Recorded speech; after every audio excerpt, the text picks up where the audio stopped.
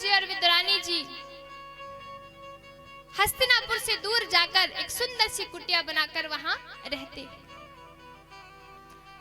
आज जब विदुर जी हस्तिनापुर की ओर आते हैं तो देखते हैं कि पूरा हस्तिनापुर दुल्हन की तरह सजा हुआ है। तो उन्होंने नगर के एक व्यक्ति से पूछा कि ये हस्तिनापुर इतनी सजाई क्यों जा रही है, ऐसा क्या है? तो वो व्यक्ति कहता है कि तुम्हें नहीं पता, आज हस्तिनापुर में भगवान श्री कृष्ण आएंगे, द्वारिकाधीश आएंगे।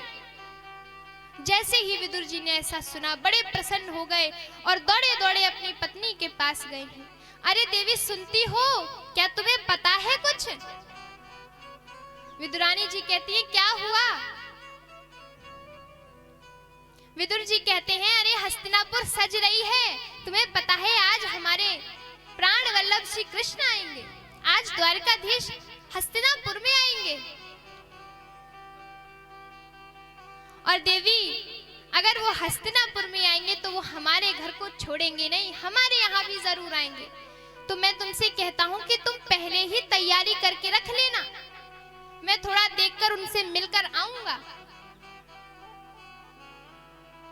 देवी जी ने कहा, विदुरानी जी कहती हैं ठीक है और आप जाइए। इधर दुर्योधन ने सुंदर सिंहासन लगाए हैं सबके लिए और भगवान श्री कृष्ण के लिए। पूरा नगर वहां एकत्रित है, भगवान श्री कृष्ण को दुर्योधन ने सिंहासन दिया है, वहां भगवान विराजे हैं। और भगवान दुर्योधन से एक ही बात कहते हैं, देखो दुर्योधन, हम तुमसे ज्यादा कुछ नहीं मांगते, हम ये नहीं कह रहे कि हस्तिनापुर का आधा राज्य तुम पांडवों को दे दो,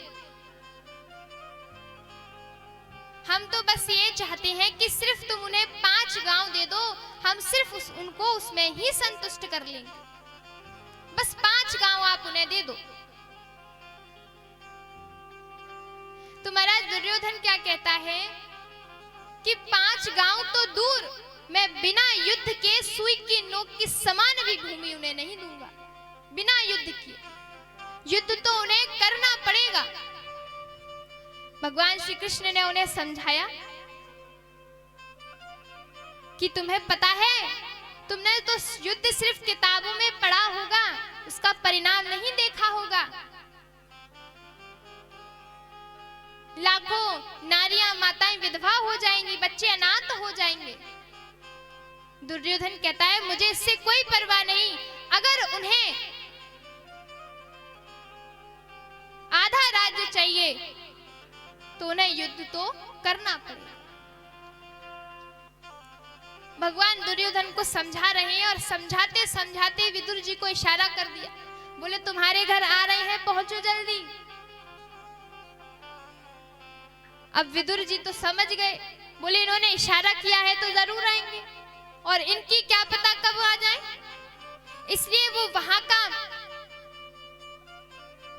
जो भी चल रहा था, वहां समझाया जा रहा था दुर्योधन को, सबको छोड़कर वो तो चले गए बाजार भगवान के लिए। रास्ते में जब ते जा रहे हैं कि मैं मिठाई ले आऊंगा, लड्डू ले आऊंगा, बर्फी ले आऊंगा। और महाराज बाजार को चले गए कि इस कन्हैया की क्या पता ये जाने कब आ जाए। इधर दुर्योधन कहता है कि देखो अब ये वार्तालाप हम बाद में करेंगे, पहले आप कुछ भोजन पानी कर लीजिए, बातें तो बाद में होती रहेंगी। तो भगवान श्री कृष्ण कहते हैं कि दुर्योधन भोजन 2 परिस्थितियों में किया जाता है। पहली परिस्थिति कि भोजन करने वाले को भूख लगी, और दूसरी परिस्थिति कि भोजन खिलाने वाले के मन में भाव। इन 2 परिस्थितियों में भोजन किया जाता है। और देखो हमारे को भूख तो अभी लग नहीं रही है और दूसरी बात कि हमारा तो विदुर जी के यहाँ से निमंत्रण आ गया है, इसलिए हम तो नहीं खाएंगे। जैसे ही दुर्योधन ने ये सुना कि अरे विदुर जी के यहाँ से निमंत्रण, जिनके पास खुद को खाने के लिए कुछ नहीं है वो आपको क्या खिलाएंगे। भगवान कहते देखो निमंत्रण किया है तो कुछ खिलाने की व्यवस्था तो करी होगी। महाराज वहां से सीधे चले गए विदुर जी के घर, जहां विदुर जी तो बाजार गए हैं और घर में सिर्फ अकेली विदुरानी जी हैं।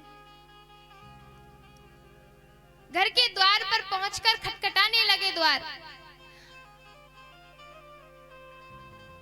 और कहते हैं मैया द्वार खोलो। सांकड़ होती थी पहले के जमाने में, उसे खटखटा रहे हैं। अब माता इधर स्नान कर रही थी। मैया ने कहा कौन है? अरे मैया द्वार खोलो, मैं कृष्ण हूँ। और जैसे ही कृष्ण नाम सुनाए वो तो सुध बुध भूल गई और दौड़ी चली आई हैं गेट खोलने, दरवाजा खोलने के लिए। द्वार खोला है। जब भगवान ने देखा कि अर्धवस्त्र में मैया आई हैं, दौड़ी चली आई, तो उन्होंने अपनी काली कांवरियां उनको उड़ा दी है और कह रही है कन्हैया तुम आ गए, लाला तुम आ गए। तुम्हारे बाबा हमें बताकर गए थे, पर हमें क्या पता था तुम इतनी जल्दी आ जाओगे। भगवान ने कहा अब क्या द्वार पे ही खड़ा करोगी, अंदर नहीं बुलाओगी? विदुरानी जी कहती हैं अरे क्यों नहीं, आओ आओ जल्दी आओ। और एक पटा लेती हैं और घर के चारों कोनों पे घुमा देती हैं। एक कोने पे रखती है तो कहती है यहाँ तो तेज धूप आ रही है। दूसरे कोने पे रखती है यहाँ तो बहुत धूल है। तीसरे पे रखती है यहाँ नहीं, ये जगह उचित नहीं है। और चौथे कोने पे जैसे ही रखती है तो पटा को उल्टा रख देती है और भगवान से कहती है बैठी विराजी। भगवान कहते हैं कितना सुंदर भाव है। और महाराज भगवान कह रहे हैं चलो पटा उल्टा बिछा दिया, मेरे तो दोनों हाथों को सहारा मिल जाएगा। मैया देखती हैं घर में कुछ नहीं है तो उनको इधर उधर खोलती है कि कुछ मिल जाए, कुछ दिखाई दे जाए, कुछ दे दे हम लाला को। अभी उनके बाबा आते होंगे तो उनको कुछ और तो नहीं मिलता, केले मिल जाते हैं। तो टोकरी में रखकर वो केले ले आती हैं। और महाराज देखो कैसा भाव है कि गूदे को फेंक रही हैं और केले के छिलके खिलाए जा रहे हैं। और भगवान बड़े भाव से प्रेम से वो छिलके खा रहे हैं। भगवान भी उनके भाव से वो छिलके खा रहे हैं। भगवान भी भूल गए कि मैं क्या कर रहा हूं और माता भी भूल गई कि मैं क्या खिला रही हूं। जब थोड़ी देर बाद विदुर जी आते हैं, वो देखते हैं तो कहते हैं अरे पगली ये तू क्या कर रही है? भगवान को केले के छिलके खिलाते हैं, हट पीछे। और खुद आकर भगवान को लड्डू खिला रहे हैं, केले का गूदा खिला रहे हैं, बर्फी खिला रहे हैं। तो महाराज भगवान क्या कह रहे हैं? स्वाद छिलकों में था तेरे गूदे में ना, स्वाद छिलकों में था तेरे गूदे में ना। मैं तो विदुरानी के छिलके तक खा गया। मैं तो विदुरानी के छिलके तक खा गया। स्वाद छिलकों में था तेरे गूदे में ना, स्वाद छिलकों में था तेरे गूदे में ना। मैं तो विदुरानी के छिलके भी खा गया। मैं तो विदुरानी के छिलके तक खा गया।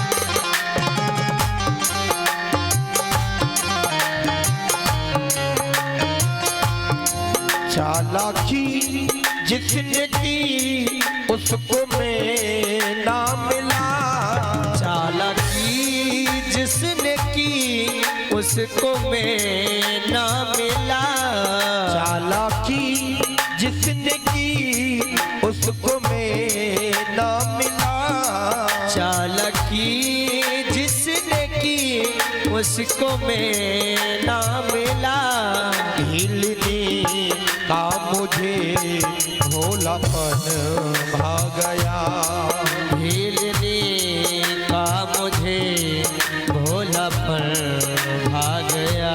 अरे श्याम हमारी अटरिया में आजा रे संवरिया, हमारी अटरिया में आजा रे संवरिया, देखा देखे तनक हुई जाए रे, हमारी अटरिया में आजा रे संवरिया, देखा देखे तनक हुए जाए हमारी अटरिया में।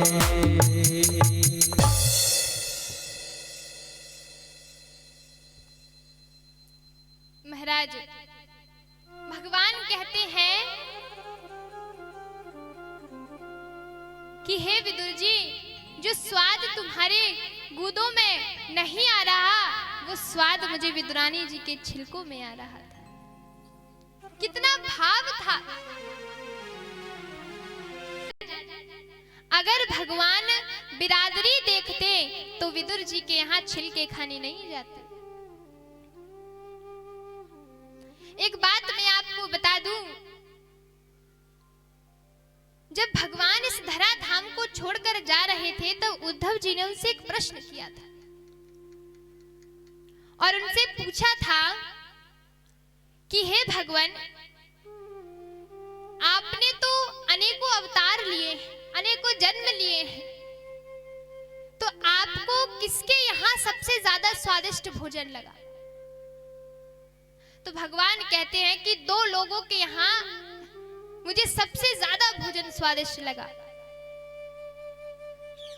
पहला सबरी के झूठे बेर खाए तब, और दूसरा विदुरानी जी के छिलके खाए तब। ये दो जगह मुझे भोजन बहुत स्वादिष्ट लगा। क्यों? क्योंकि वहां भाव था, भगवान के प्रति प्रेम था, और भगवान को वही व्यक्ति सबसे ज्यादा प्रिय लगता है जिसके मन में छल कपट ना हो। निर्मल मन जन सो मोहि पावा, मोह कपट छल छिद्र न भावा। निर्मल मन जन सो मोहि पावा, निर्मल मन जन सो मोहि पावा, मोहि कपट छल छिद्र न भावा, मोहि कपट छल छिद्र न भावा। भगवान को वही व्यक्ति सबसे ज्यादा प्रिय लगता है जिसके मन में कपट ना हो, छल ना हो। भगवान कहते हैं, उद्धव आज मुझे विदुर की बड़ी याद आ रही है। तुम जा रहे हो तो तुम्हें जहां भी विदुर जी मिले उनको मेरा हाल चाल बता देना और उनका हाल चाल जान लेना। भगवान की बात को आज्ञा मानकर विदुर जी चले गए।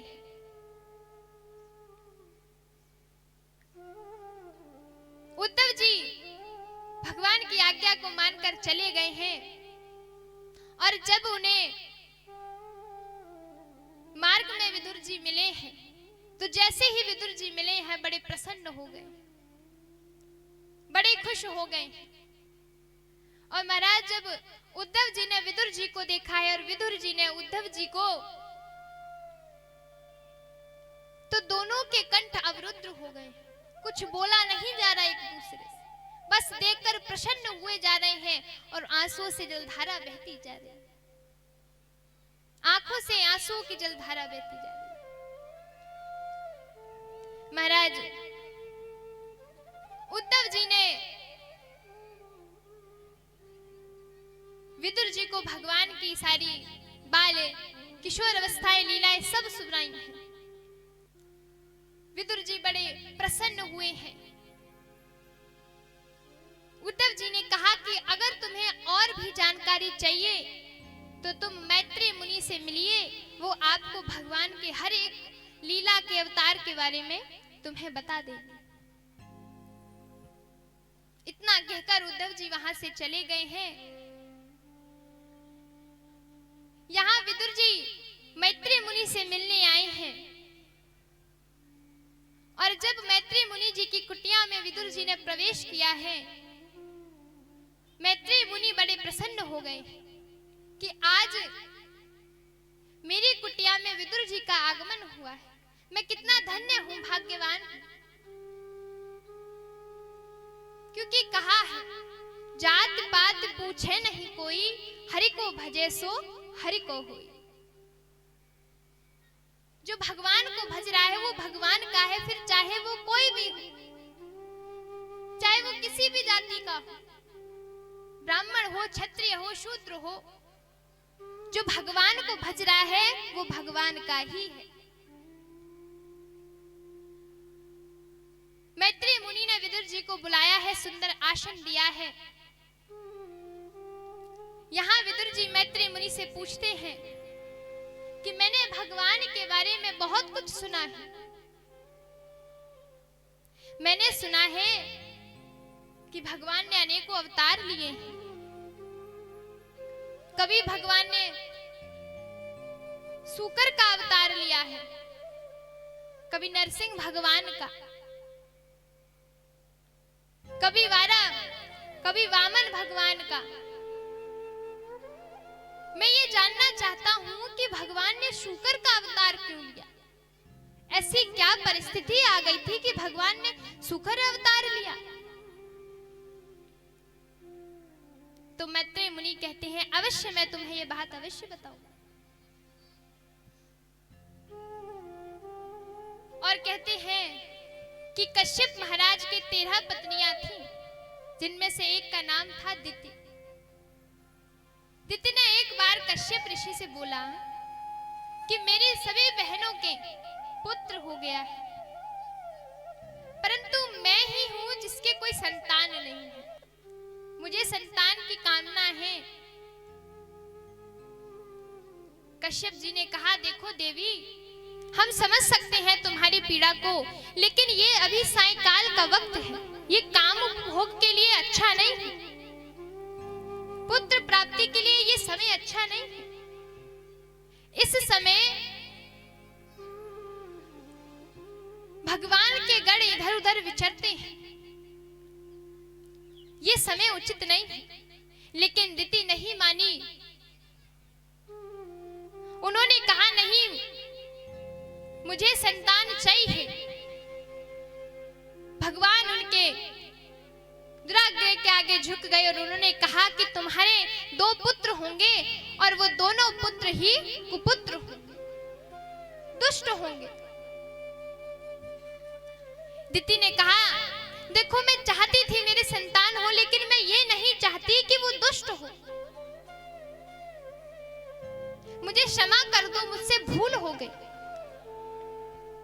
कश्यप जी ने कहा देखो, अब कहे हुए वचन को मैं वापस तो नहीं ले सकता, लेकिन हाँ मैं इतना कह सकता हूं कि तुम्हारे पुत्रों का अंत भगवान के हाथों से ही होगा, और जो तुम्हारा पौत्र होगा वो भगवान का बड़ा भक्त होगा। समय अनुसार दिति के 2 पुत्र हुए हैं। एक का नाम है हिरणाक्ष और दूसरे का नाम है हिरण्याकश्यप।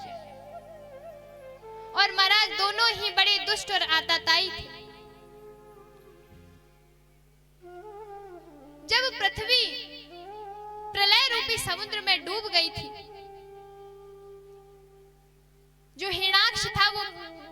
को जल के अंदर ले गया था। इससे ब्रह्मा जी सृष्टि का सृजन नहीं कर पा रहे थे, सृष्टि को बना नहीं पा रहे थे। बड़ी समस्या आ गई थी उनके आगे, बड़ी दुविधा कि अब क्या किया जाए। तो भगवान ब्रह्मा भजन कर रहे थे और भजन करते करते ही उनको छींक आ गई और उनकी नासिका से छोटे से शूकर का प्राकट्य हो गया। बोलिए वाराह भगवान की जय। छोटे से शूकर का प्राकट्य हो गया और वह शूकर सीधे प्रकट होते ही